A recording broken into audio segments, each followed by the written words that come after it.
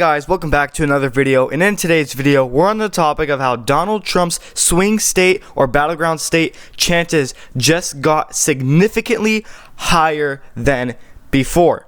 Now, before we get started, make sure you guys do subscribe and turn on the bell so you get notified whenever I upload a video instead of missing out on any of them. And also, we have memberships. It will be pinned in the comment section down below if you are looking for memberships as well. And also, I do want to mention that I am changing my logo. I know I just changed it, but this might be actually temporary. I might change it again, but my channel name will remain as Precision Politics instead of what you guys may know me from before as Let's Talk Politics. It is now Precision Politics. So while the channel name will stay the same as Precision Politics, the logo might actually change. So the logo is temporary, but Precision Politics as the name is going to stay.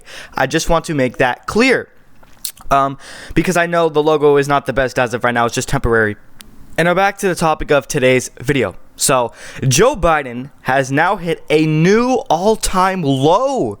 Not an all-time high, an all-time low in terms of approval. You may have thought that his State of the Union address would increase his chances of victory for re-election in 2024. Well, if you thought that was the case, you are wrong. He has now hit a new low. He is now disapproved of by nearly 19 points, making him one of the most disapproved of presidents of all time, guys. So he only has approval rating of 37.6% as of March 12, very recently, and he's disapproved of by staggering 56%. And you compare this to Donald Trump in his presidency. If you were to take a look at March of 2020 when Trump was in president, he had an approval rating, I believe, of 44%. And Joe Biden's at 37%. So as you can see there, that is about an 8-point difference. Take a look at some of these polls. As I stated earlier, if you thought Biden's State of the Union address speech, whatever you want to call it, would help him, I'm here to tell you that you are wrong, because as of March 11th, polls suggest that Joe Biden is still only approved of by 37%, and he's disapproved of by 58% post his speech. This is after, guys. This is after the State of the Union, in which you probably thought that his approval will skyrocket or go at least somewhat higher. Well, guess what? It's not. If anything, it's actually getting lower because of how a disaster that speech was. It was a total failure, and I can count so many lies that Biden stated in that speech. He's been fact-checked, and it's been, turned out that he's wrong on a few things that he stated. So he said some things that were somewhat true, I guess, but he also said a few lies as well. And he's still disapproved of by 21 points, actually. So this is actually worse. And then you took a look at President Biden's job approval on some of these key issues that matters to voters in the upcoming 2024 election. For example, the economy. After the State of the Union address speech, it did not help him on economy. In fact, he just stayed the same or just got even worse. He's only approved of by 40% on the issue of the economy. He's still disapproved of by 57.6%, meaning he's underwater by a net negative 17 points on the issue of economy, according to RCP averages.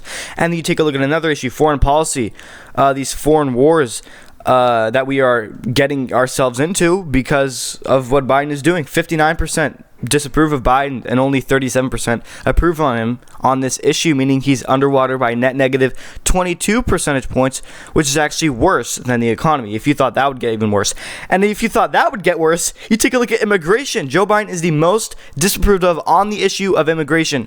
The issue where Joe Biden is struggling the most out of any other issue happens to be immigration. And immigration is actually the number one priority concern that matters to voters in the 2024 election. He's only approved of by 30%, which is the lowest out of any president, like literally ever. And he's disapproved of by 66%. Come on, guys. And that's a net negative 35 percentage points.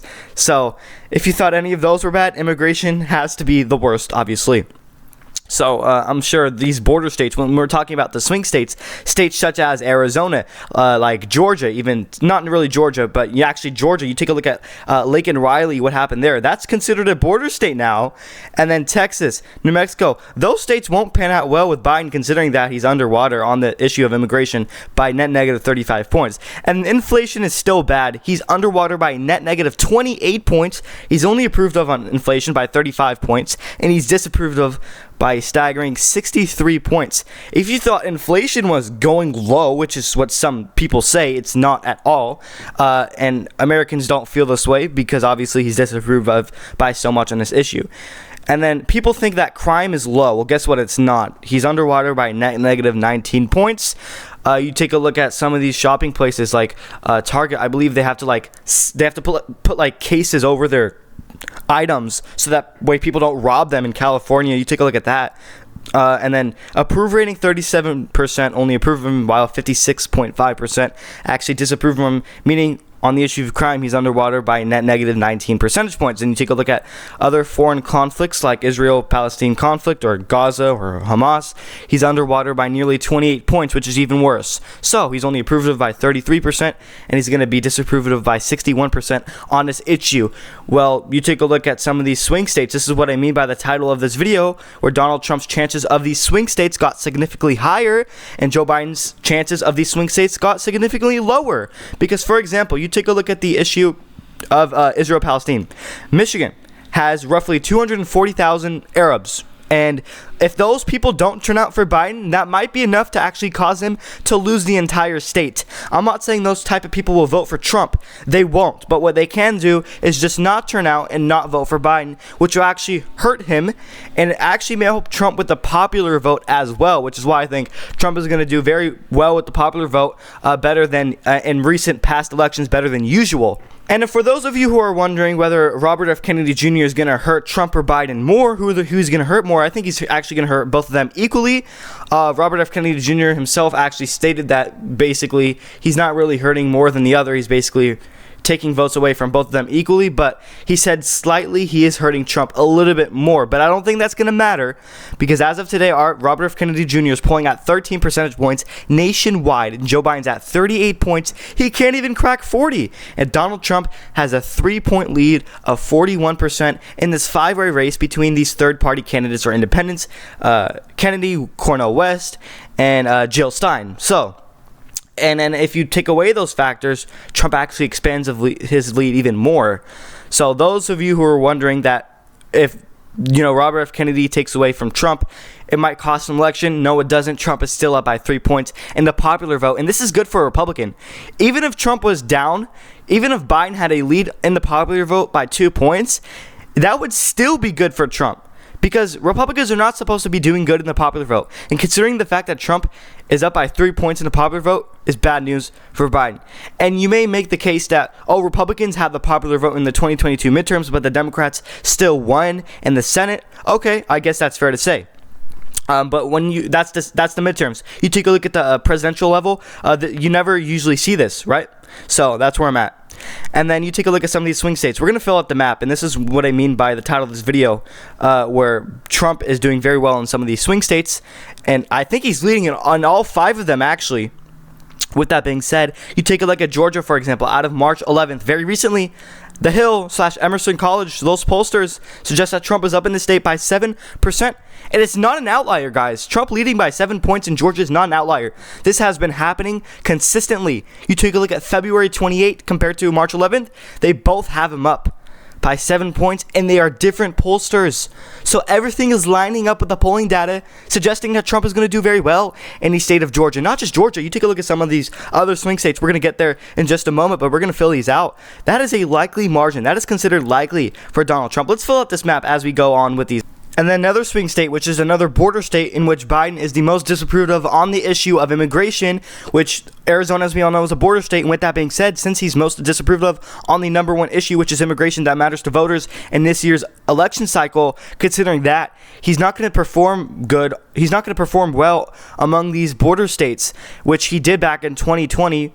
Which he is not going to in 2024, which is what the polls are suggesting. February, between this 5-way race with all the third-party candidates, Jill Stein, Cornel West, Robert F. Kennedy Jr., he's polling at 9%, and Joe Biden can't even crack 40%. Trump is up by 9 in the state of Arizona. That is a likely margin. I know it's from February, which is not very recent, still like 3 weeks ago, but we can still get a sense of urgency that Biden is in deep trouble, and the state is probably going to flip in 2024. Same with the state of Georgia. In my opinion, actually, Georgia is the most likeliest state to actually flip to Donald Trump in 2024 because the margin of error was just so close in 2020. Biden only won Georgia by 0.2 percentage points. So considering that's so close, it's probably more than likely flipping in Trump's favor. At Wisconsin, some of these Rust Belt states, between this five-way race between all the third-party candidates, Robert F. Kennedy Jr. is actually polling not very bad for a third-party candidate at 10 points. Maybe he can play a crucial role in the 2024 election and actually surprise a lot of people. Maybe more people would turn out for him than what some people may think. Trump is up in this state by 6 points. Keep in mind, Biden was polling by 7 points back in 2020, and he massively underperformed. He only won by 0.6 points. So considering that, maybe Trump even wins Wisconsin by more than 6 points, which, in my opinion, I don't think that's going to happen. I think 6 points is too much. I think he'll win it by more of like a percentage point, which would be more accurate. So I do think some of these polls are overestimating Donald Trump in a way because I just don't see a scenario in which Trump wins Wisconsin by 6 points. I just don't. And if he does, then I don't know what to say. But as of right now, Trump is winning the state by a lean margin, which is not good news for the Biden campaign. And then Ohio is actually considered safe. Same with Iowa and Florida. Donald Trump is actually leading, in some cases, by 10 points, cracking double digits, which is not good news for the Biden campaign. And Texas, Trump is leading by 9 points, which is a likely margin. So Trump basically has the Sun Belt locked up under control. And same thing goes for the Rust Belt, which is not what you usually see with a Republican candidate. You usually see a blue wall when we're talking about the Rust Belt. Well, actually not according to 2024. All the third-party candidates, Trump actually wins in Pennsylvania by more than he does in Wisconsin, which is actually not very accurate in my opinion because Wisconsin typically votes to the right of Pennsylvania. Because polls are suggesting that Pennsylvania will vote to the right of Wisconsin this time, I don't think that's very accurate. I just don't. Trump's not going to win it by 9 points, and he's definitely not going to win Pennsylvania more than Wisconsin. Definitely not. But doesn't matter. According to polls out of February 28, Trump is up in the state by a likely margin. This is not good news for the Biden campaign. It's really not. And I'm not saying these polls are accurate. In fact, I think, in my opinion, I do not agree with these polls. I mean, this is just for the video and basically goes to show you that Donald Trump is doing very well in terms of these swing states. Colorado would still be likely comfortable for Joe Biden. I don't expect that state to get competitive. I just don't. I don't think Trump is in line or in reach with Colorado. It's a left trending state. It's trending in favor of Democrats. So, I mean, New Mexico would probably be a little bit closer by a lean margin, but still, both those states, I think Biden should comfortably win them. And if he doesn't, that's not good news nationwide, basically. And then you take a look at North Carolina. Donald Trump does even better. He's up by double digits of 10 points when we're taking a look at Bloomberg or Morning Consult polling. So with that being said, as of February 28th, Donald Trump is up in this state by very, very good margin, sizable leads, and it's not looking good for the Biden campaign. You take a look at Nevada. Donald Trump's up by 7 points, which in my opinion, he's not going to win it by 7. I don't even think he gets it by 2 points. I think it's going to be way closer than that.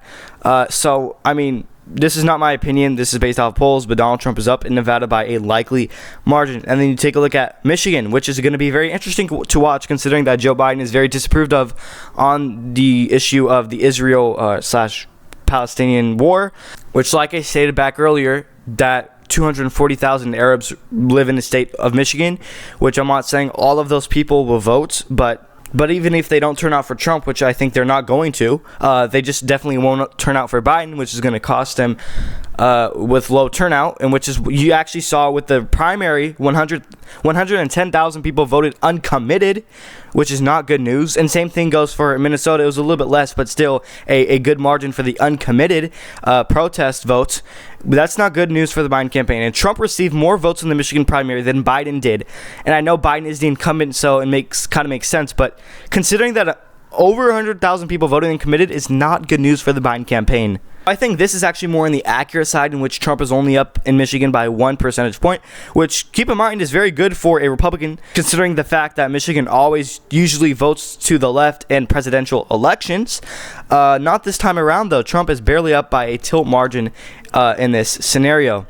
And the Minnesota, Biden is actually up in this state by a lean margin. Not too bad, but it's still less than what he got in 2020 of 8 points. He's only up by 4 percentage points, which is a lean margin as of March 6th. So in my opinion, Minnesota is probably going to Joe Biden no matter what. However, it doesn't matter how close it gets. It may get within 1 to 2 points, but it still doesn't matter. I expect Biden to win the state of Minnesota by a lean to likely margin. As of right now, it's a lean margin. For Virginia, similar to Minnesota, same margins. Biden's up in the state by a lean margin of 4 points in the state of Virginia. Now, this is bad considering that Biden won this state back in 2020 by double digits of around 10 percentage points, and now he's only up by 4. So that's actually, he went down 6 points. He went from 10 in Virginia from 2020 to 4 points in 2024 in the state of Virginia alone, and that's not good news. He only wins it by a lean margin, which is actually lower than what Hillary Clinton got of 6 points back in 2016. So if Biden does worse than Hillary Clinton, Trump may actually pass 300 electoral votes, which is actually, he might pass his 2016 margin, which is actually what the polls are suggesting.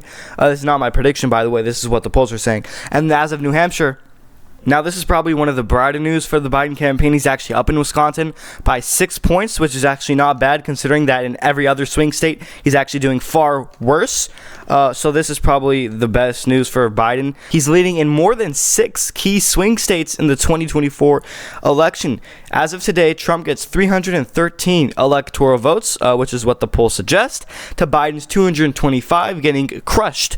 So let me know what your thoughts are on the map. What states you agree with and what states you disagree with. Keep in mind, this is not my prediction. This is what the polls are suggesting, and this is what the title of this video shows, that Donald Trump is on track to do very well with some of these swing states, and his chances got significantly higher after Biden's State of the Union speech. And there you guys go. Let me know what your thoughts are on the video. And don't forget, we have one last final reminder before I end up the video, is we do have channel memberships. The link will be pinned in the comment section down below, or you can find it in the description section, or you can click the join button on my channel page. Become a member today. We have custom perks and custom emojis, and don't forget to subscribe and click the bell so you get notified whenever I upload a video instead of missing out on any